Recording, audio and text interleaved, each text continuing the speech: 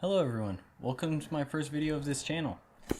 It's taken a lot of work to get here, so let's hope that this goes well.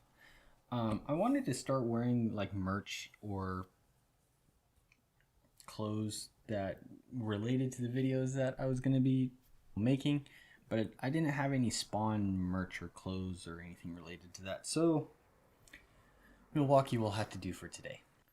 Speaking of Spawn, that's the topic of today's video.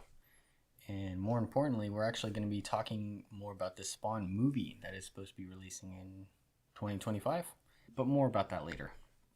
I'm actually surprised on how many people do and don't know about Spawn. More importantly, comic book readers or geeks for that matter.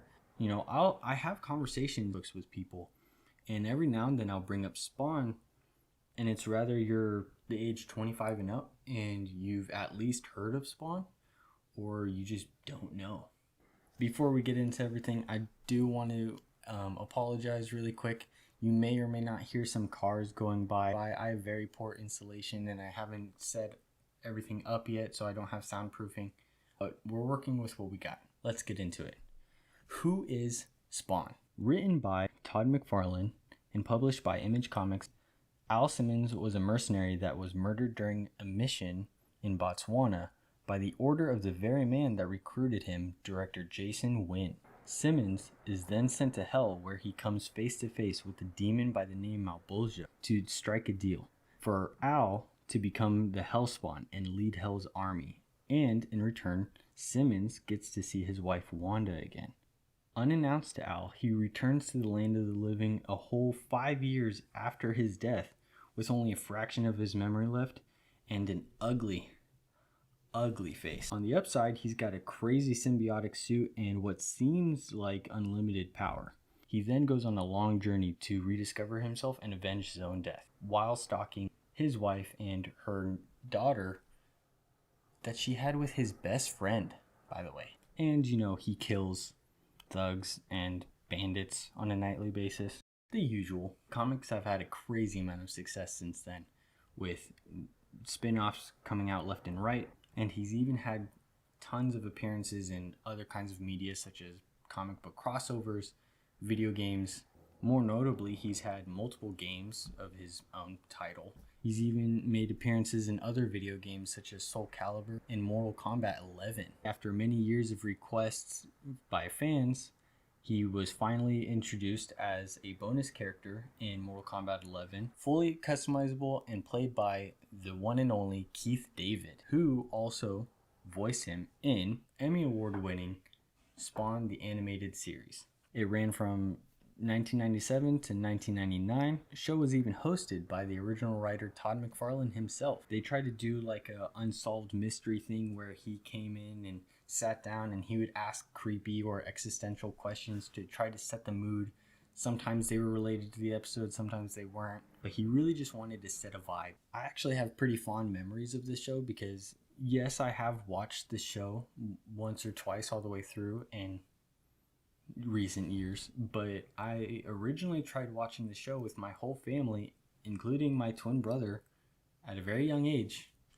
We all expected a very comic booky cartoon, and there happened to be a particular scene in the first episode, and if you've seen the show, you know what I'm talking about, of a very large man and two ladies, entertainers, I guess. And it was just very not made for families. I distinctly remember my twin brother and I are maybe 4 or 5 at this point. I just remember seeing those cartoon ladies on screen and kind of being like, ah,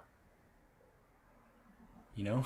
But all in all, great memories of the show. If you haven't seen that show, I would definitely recommend watching it. It's actually streaming on HBO Max. Sorry, Max. All of the seasons are there. Yes, it is very dated and it's an older show. It's definitely of its time, but it's great. It's great writing. I would just go watch it. Just go watch it. So this brings me to my next point. In August of 1997, only 3 months after the release of the first episode, we had the release of the original live-action Spawn. The movie was directed by Mark A.Z. Dippé. spelled like this. I'm going to say Dip. Mark A.Z. Dip. The movie starred Michael J. White as Spawn, or Al Simmons. Michael J. White was an excellent choice for this role because not only did he do the character justice, but he was super passionate about the project, and it shows in some talk shows he's been on where he's talked about, what the movie was supposed to be and the romance and the love stories that was supposed to bring some more nuance to the character. And you can just tell he wanted to do this role. In those same interviews with him, he brings up how another studio comes in and they did a lot of overhauls on some of the scenes to make it overly CGI, which shows. They tried way too hard in some of the scenes and they didn't age very well. Even at the time, there's a lot of criticisms about the cape and the way that it looked when he came into the ballroom scene. The movie was definitely well received and it made a bit of a profit at the time by mainly comic book fans. It's more goofy, especially now you look at it and the effects and the way that they tell some of the story, and their version of The Violator, more goofy movie, and it's hard to take seriously, which is probably another reason it's taken so long for them to make a movie, because they want people to take this seriously. If you have the chance, go watch it. It was on Netflix earlier this year, but I haven't been able to find it on any streaming services at this time of recording. But if you happen to have it, or if you happen to stumble upon it and you're willing to pay $2 to rent it, I'd recommend watching it. But that does bring me to the main point of this video, is the upcoming 2025 Spawn reboot. In 2018, taking them forever, by the way, to announce this movie. I was 18 at the time, so pretty much my entire livelihood. Not that that matters, but I'm just a little upset because this is the only one movie I've wanted to be rebooted, and it's taking them a long time. It was 2018 when Todd McFarlane and Jason Blum got together and they posted on his personal Instagram account saying that they had begun casting. The only casting that they announced, and so far it hasn't changed or they haven't updated much about it, Maximilian Twitch Williams would be played by Jeremy Renner. It's an interesting choice for the character. I didn't have much to go off of to begin with because we haven't had a live action Twitch. I'd be interested to see Jeremy Renner play this kind of role because it's not a heavily action based character, actually, if at all. But with all of that to the side anyway, I'm not even sure if he's going to be tied to this project. He had a pretty intense accident which had everyone on their seats for a while. Just this past Christmas with a terrible snowplow incident. Obviously, he's recovered, he's fine, he's even made appearances in this recent time telling everyone he's okay, but I'm still just not sure if he wants to or if he's even a part of this project anymore. I would like to see him stick with it. It would be a really interesting role, and I would like to see him do Twitch. But alongside Jeremy Renner as Al Simmons, aka Spawn, Jamie Foxx. Yes, you heard me right. The Blue Electric Man himself. Don't get me wrong, I love Jamie Foxx. He's also played countless roles that, people love him in. I mean, he's an award-winning actor. What else can you say about that? More notably, what I'd like to compare this all to is he actually performed, at least in my opinion, a memorable performance in Baby Driver. And what's important about this role, though, in Baby Driver is that even though there is some comedy to it, at some point plays an antagonist of the movie and he gets mean. And I feel like it's interesting ground to tread on to prepare for a role like this. But the question is he Spawn? Is he Al Simmons? And we've been proven wrong before with these kinds of roles. I mean, there's two different Batmen, both Michael Keaton and Robert Pattinson.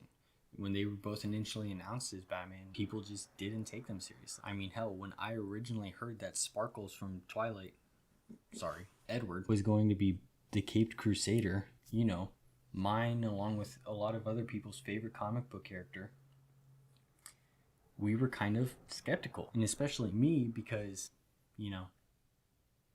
Ben, Batflick himself, he was my favorite Batman. Still is my favorite Batman. And you can't change my mind about that.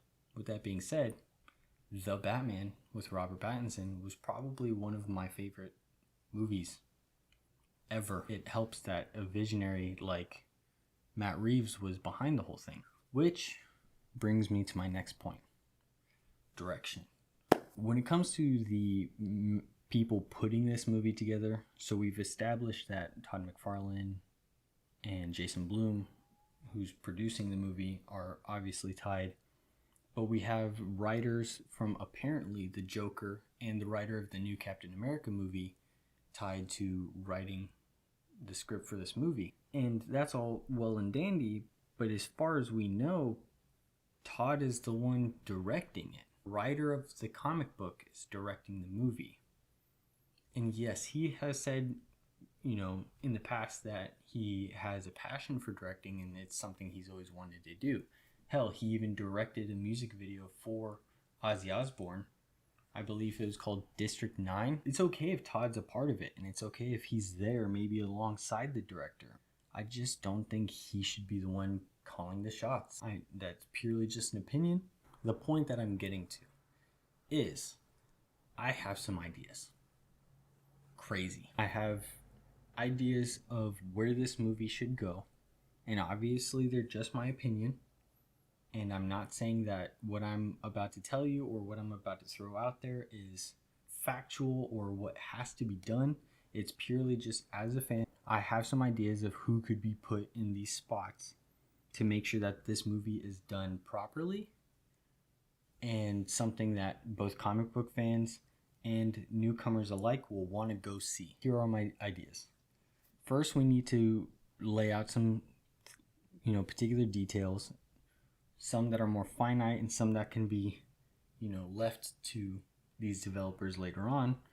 But the things that are important are 1, director, obviously, producer, director of cinematography, and then some of the main cast members. So like I said one more time before I get to the next segment of the video, this is all just an opinion, what I would like to see as a fan. Let's get into it. For starters, we need a director. We need a director that can, 1, tell the story of Spawn properly with his own creative touches and aesthetics. But more importantly, we need someone who can, coordinate this whole thing so that the story is told right. With that being said, I think someone that has some experience in this kind of genre, but would be able to pull some interesting spins onto this material while still making it feel fresh but still telling all of the right beats of the story, would be David Bruckner. His most recent work, and it's probably the best comparison, would be his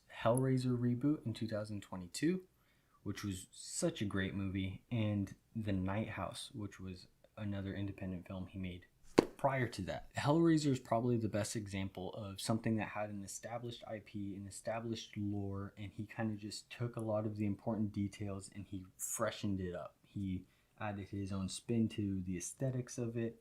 He, with his artistic style, he was able to, tell the story in a new way, but making sure that all of the important details were there.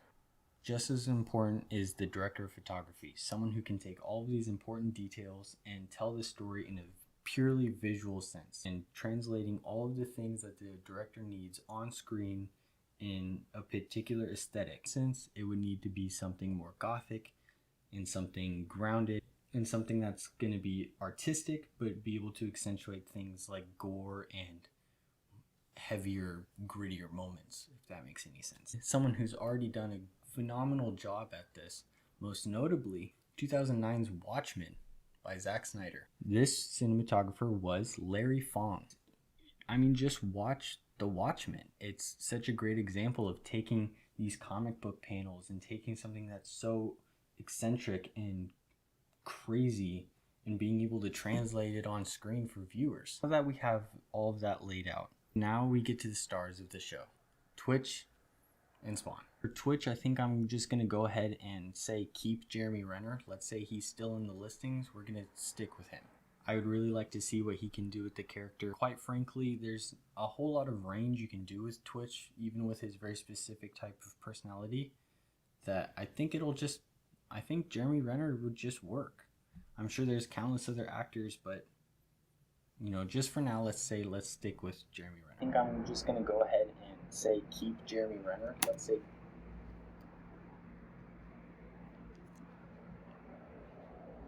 Just interrupting here really quick. So I do like Jeremy Renner as the choice, and I stand by what I said, but for the sake of like this casting and the sake of this video, there is someone that I do think would fit even better, and I'm just gonna toss it in there and just say that he's my win for the choice, and that's Adrian Brody.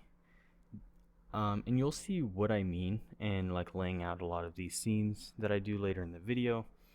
I just think he's a better fit for the character, and also along with what I'll say about the casting choice for Spawn is he also looks more like the character.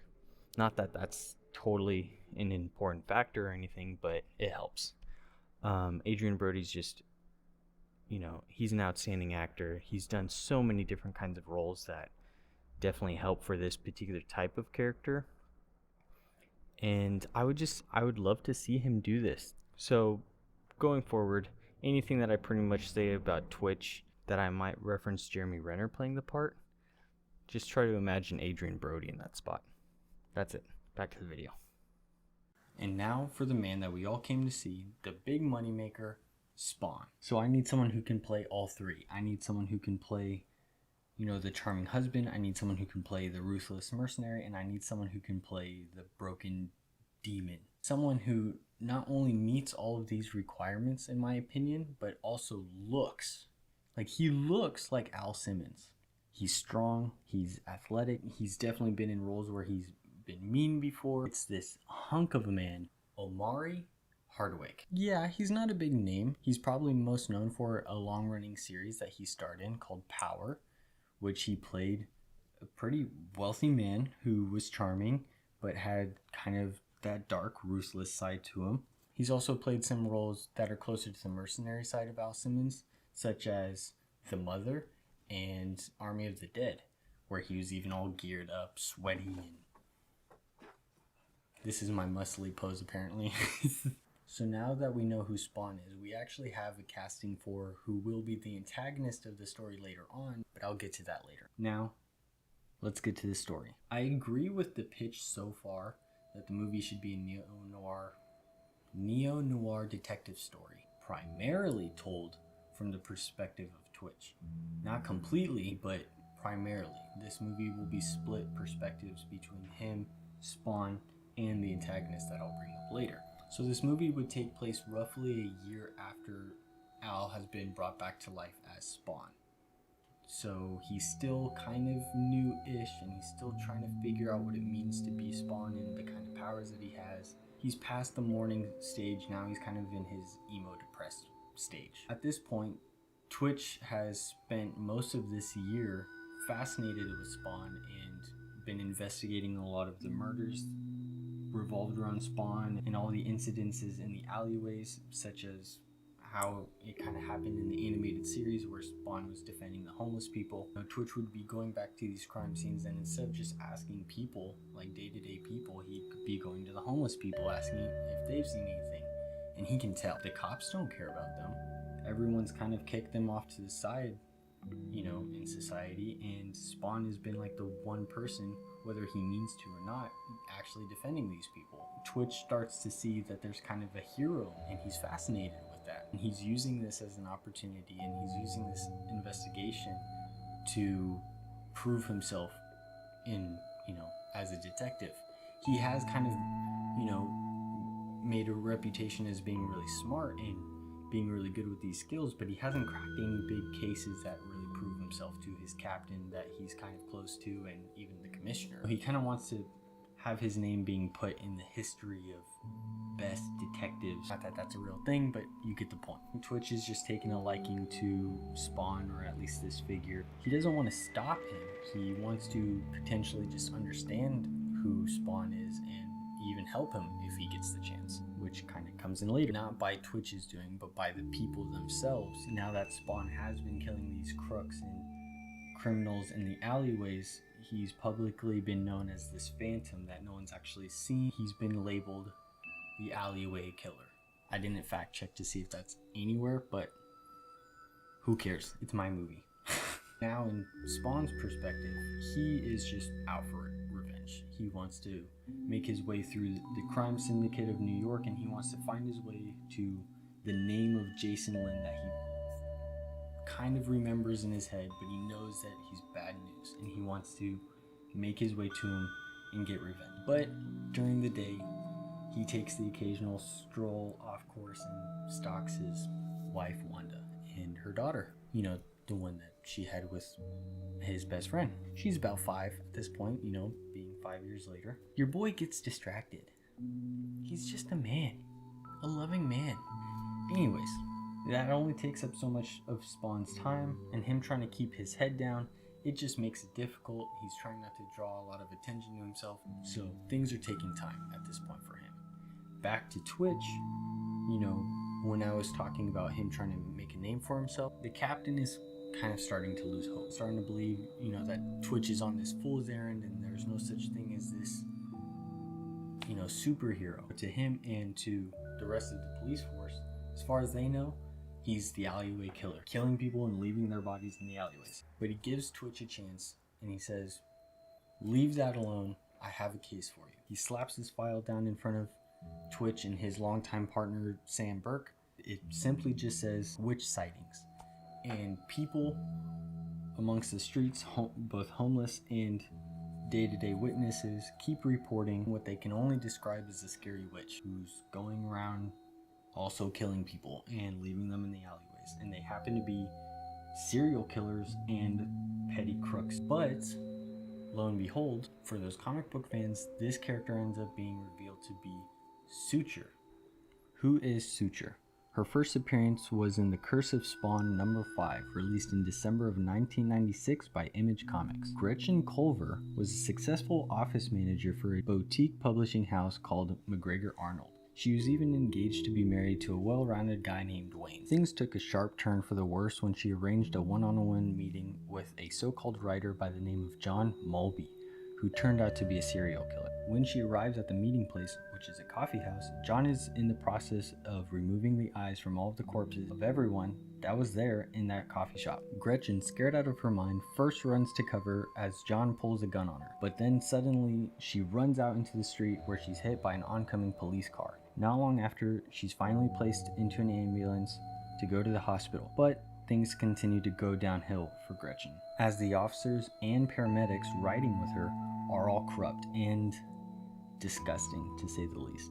In the middle of their actions, she finally wakes up from her drug-induced sleep and she begins to fight against these men. She manages to pull a gun from one of the officers and gets one shot out before she's knocked out unconscious again. Instead of taking her to the hospital, the corrupt officers take her to some sketchy dude, another serial killer named Jeremiah Uden, aka the Rose Killer, in hopes that he can find a way to dispose of her and cover their tracks. Thinking that she was dead, Jeremiah immediately starts to dismember Gretchen's body and disposes the parts into garbage bags, which he later sends down the East River. These bags make their way to an elderly woman that goes by Odessa, who lives in an abandoned carnival apparently. Odessa conducts a ritual to sew Gretchen's body back together and kind of Frankenstein's an avatar of justice called Suture. Suture then goes on the hunt to kill the officers and paramedics that did her wrong. She follows this by going after both John and Jeremiah. When all that's said and done, she ends up going on another killing spree to find and kill any other remaining serial killers throughout New York City. But why Suture? To me, she kind of seems like she's on the opposite side of the coin that Al Simmons belongs to. They're both people who lead very different lives that both meet their unfortunate demise that are out of their control really. They're given a second chance and they're brought back to life through supernatural means to act on a path of vengeance. Al Simmons later is on a side of the coin where he takes a more righteous route, even though through violent means, while Suture kind of just goes more animalistic and purely vengeful. This also makes both the characters of the movie and the audience question whether her actions are just or not. Obviously, she's going after bad people who did her wrong, like Al is trying to do. In the eyes of the law, she's a murderer, and she's going around killing people. You know, you're just questioning morals. You might be wondering, Aaron, is this the person you were saying you also have casting for? Why, yes it is. I believe someone that we need, just like Al Simmons, we need someone who can play a broken character. We need someone who has been torn apart both physically and emotionally, and given a second chance, they need to be someone who's just a fraction of themselves. It needs to be a performance that is 100% from the beginning to the end. An actress that I believe would do this perfectly is Kate Siegel. You might remember her from some of the big Netflix hits, such as Haunting of Hill House, Haunting of Bly Manor, and even Midnight Mass. Another notable performance that she did, the movie Hush. That movie was pretty well received because the female audience was able to put themselves in her shoes when they have a home invasion and being by themselves and the dangers of a stranger coming into their home and, you know, them not knowing what to do. Suture, even though she's more comic booky and supernatural, kind of a similar thing where she's just a normal day-to-day woman doing her job, and with one bad thing that totally ruins her life, everything gets turned upside down. You know, one thing leads to another, and the dangers of being overcome by multiple men. I know this is getting kind of darker territory. That's the point. That's the kind of character that they would be telling and kind of the message that they're getting across.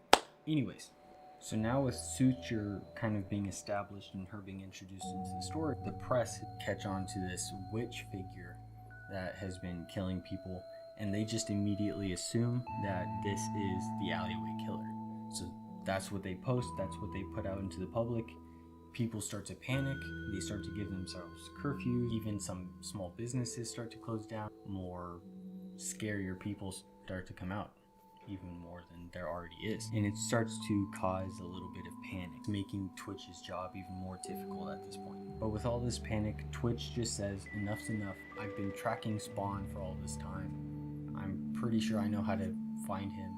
So he goes out on the prowl, and one thing leads to another, and he finds Spawn. He catches up with him, and he's able to get like 2 minutes with Spawn. In this conversation, long story short, he just asks Spawn, hey, would you help us? This lady's dangerous. I don't want to send men after her that can't handle it. She's dangerous, and she's strong, and she's a little scary. Help.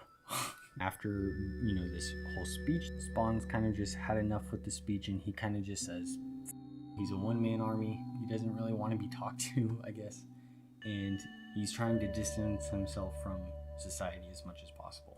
But what I probably should have mentioned, and what's important now, is that throughout some of the scenes with Spawn, the clown, the Violator, makes small appearances throughout the movie, but he acts kind of like the devil on Spawn's left shoulder. He's just trying to push Spawn in that direction, trying to turn him into, you know, the Hellspawn, and he wants to make sure that Malebolgia's plan goes into fruition. He creates the leader of Hell's army. But now that Twitch has approached Spawn and he's asked him essentially to be a hero now, show me what you got.